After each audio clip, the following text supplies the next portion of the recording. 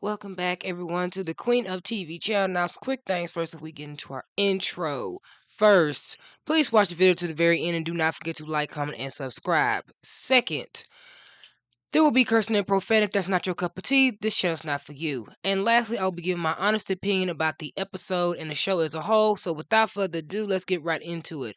Welcome, everyone. I'm your host, the Queen herself, and you are the Prince and Princesses. You're a subscriber or you're a viewer. Either way, welcome.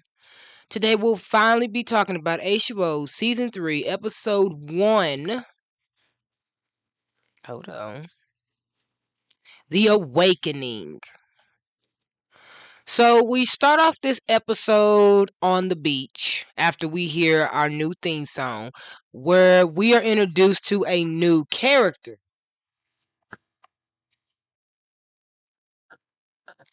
This new character is our new mermaid, Bella. She is on the beach being harassed by a bunch of surfer guys who wanted to get into the water, but she refused. Cleo and Rikki decide to intervene and use their powers on one of the guys, embarrassing him, which Bella notices to be very weird and are watching the girls while they're on the beach. We hear from Cleo that school is 2 weeks away, means that they're on their summer holiday and it's their senior break. And Ricky's bummed out because Emma doesn't have the chance to graduate with them, but Cleo says she has a chance to actually tour the world with her family. And Rikki and Cleo can't hang out right now because Ricky's supposed to be meeting Zane, and Cleo has to get home because she, in her own words, Lewis might be wondering where she is. Cleo gets home where she finds that Lewis is chilling at her house eating pizza. She says that they maybe should probably do something besides just sitting in the house, and he grabs her behind, goofing off a bit until her father intervenes and says that Lewis is always here every single day and it's annoying to him. Lewis is there the first thing in the morning and then he leaves later on that night. We catch back up with Rikki, who runs into our new male character, Will, who says that he's going out to Mako Island. Rikki doesn't apparently seem to worry about this. She allows him to just leave without trying to stop him. So she meets up with Zane, who takes her to where the Juice Net Cafe used to be, which is now out of business, and he has bought it. He also used all of her ideas that she would have had for the place if she could run it. Zane reveals to her that they are partners now and that she will be running it. He even named it after her, calling it Ricky's. Rikki and Zane starts passing out flyers to people to come to their cafe. Rikki even tells Cleo and Lewis. Cleo is a bit unsure at first, but they agree because of the whole thing with it being a full moon, but they're all supposed to have that covered. Unbeknownst to them, Will makes it to Mako Island, where we see that he's a very good swimmer, aka he's a diver, a professional one at that. He ends up finding the moon pool, and, well, he is very amazed.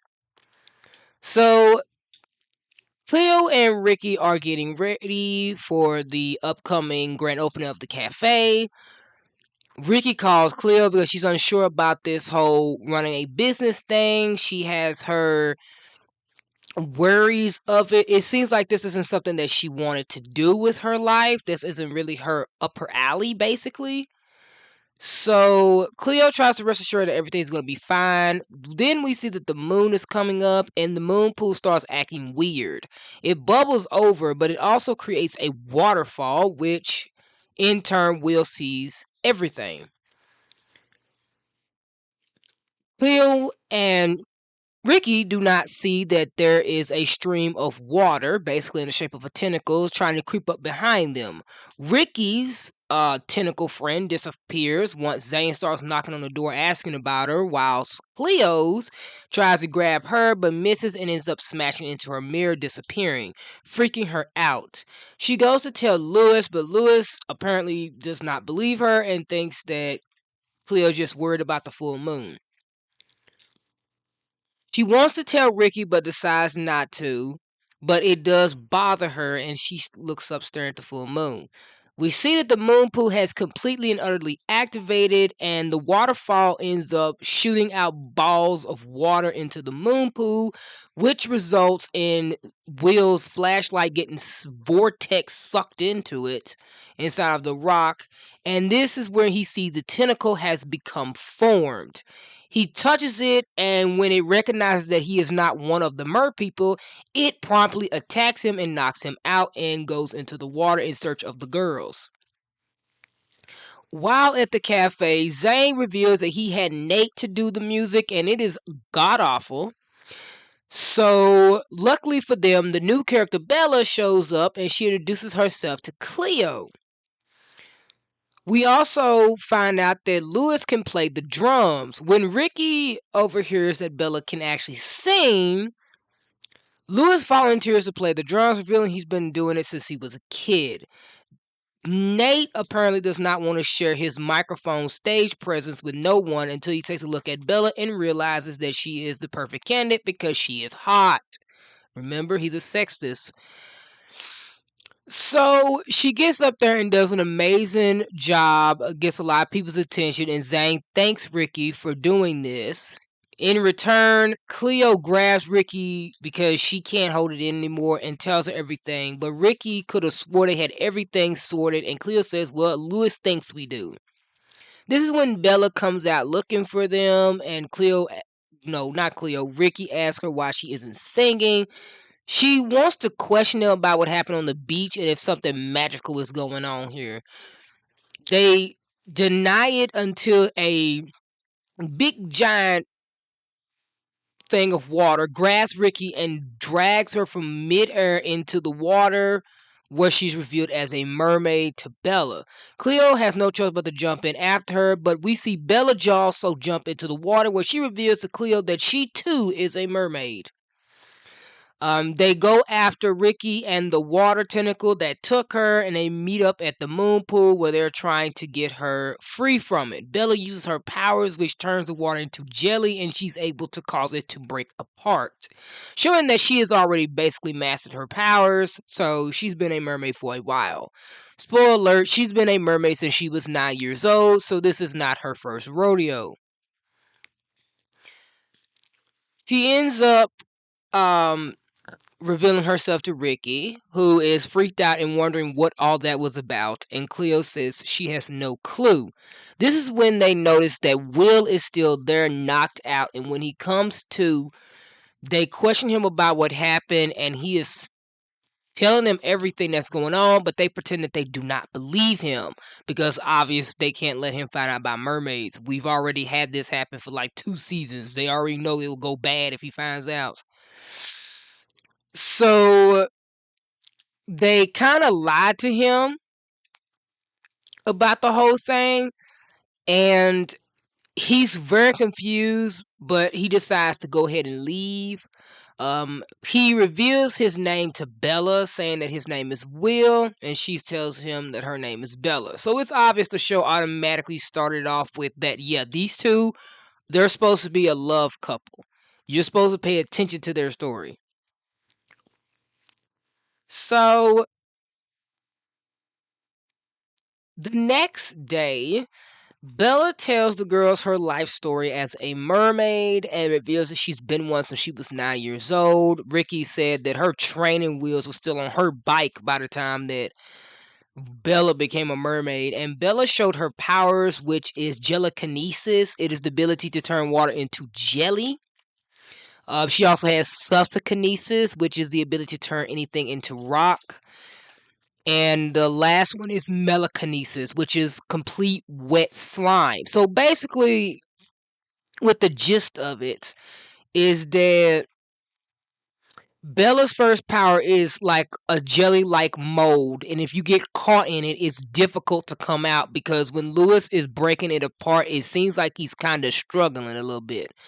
The second power is like something to do with the earth, so like rocks and boulders and stuff like that. So if she had another power that was a storm power like the other girls got, her power would probably consist of something to do with like maybe earthquakes, tornadoes, or an all-around hailstorm. And then her third power obviously is like complete slime, which you don't want to get that in your hair, and we'll talk about that in another episode. But Cleo wants to welcome Bella into the group. Rikki tries to argue, but Cleo gives her a look and she accepts it. Because with Bella, unlike Charlotte, they can actually trust her. So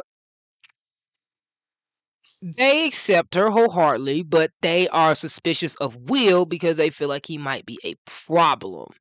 Considering he's seen a lot of stuff and he's found the moon pool all by himself.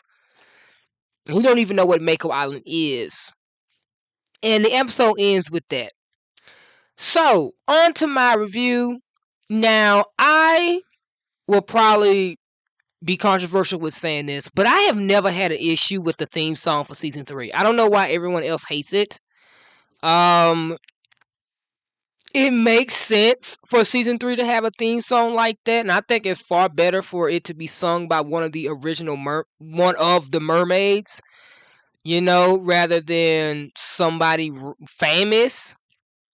Because at least that way it gives the idea that the story is about them. Because the song is supposed to be about the mermaids.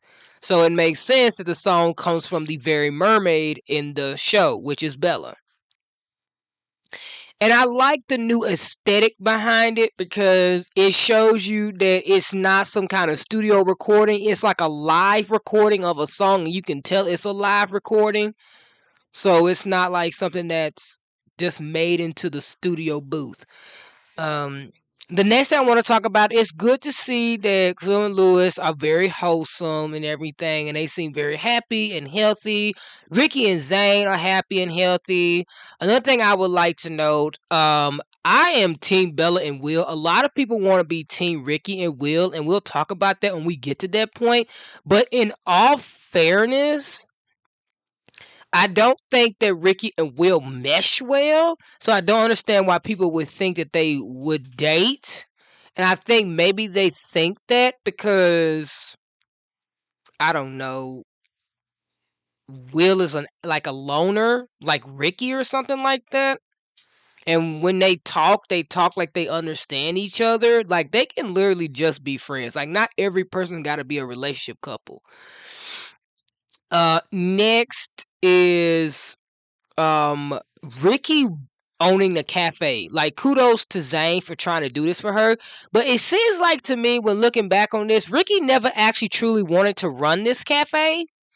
Because she was automatically unsure. Yeah, she had an idea about what they should do with that place, but I don't think that meant that she wanted to run it.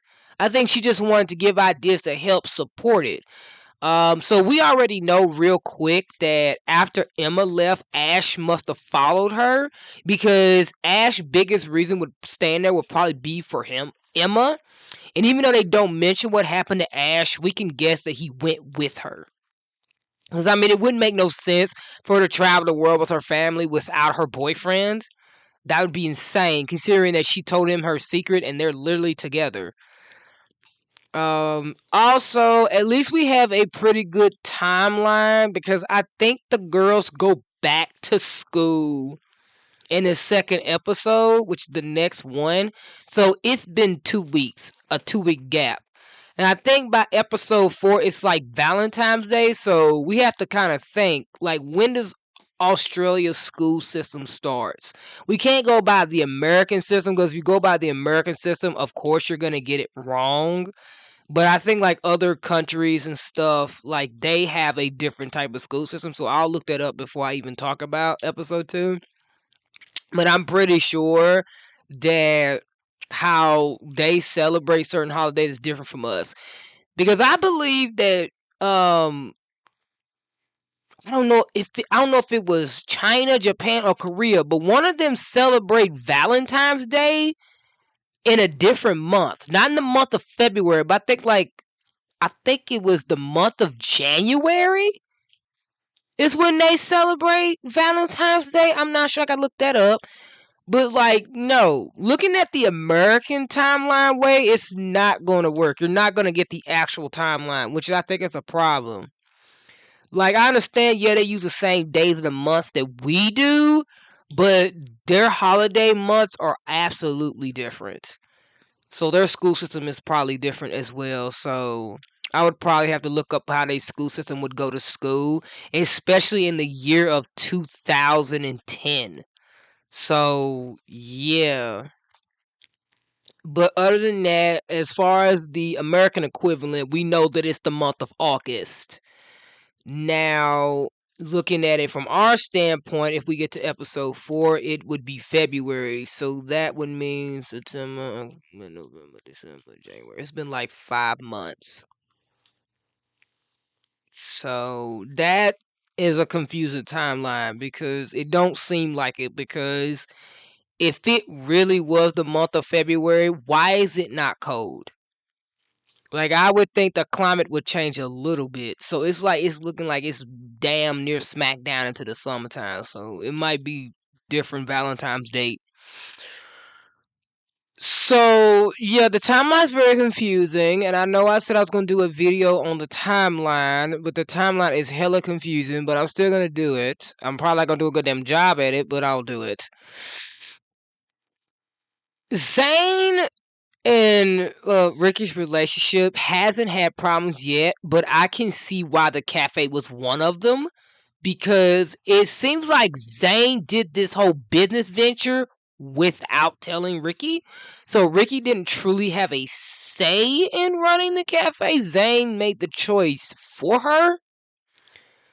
So that's a problem, because if Ricky didn't say she wanted to run the place and he had her name put on it anyway, without consoling her first, without actually speaking to her and seeing if that's what she truly wanted, then Zayn probably done cause some problems in their relationship, because that explains the arguments with the cafe and the financial issues, because Zayn should have let Ricky know ahead of time so Ricky could have, put some money in it, because Zayn actually put his money in it. Well, not his money, his daddy's money.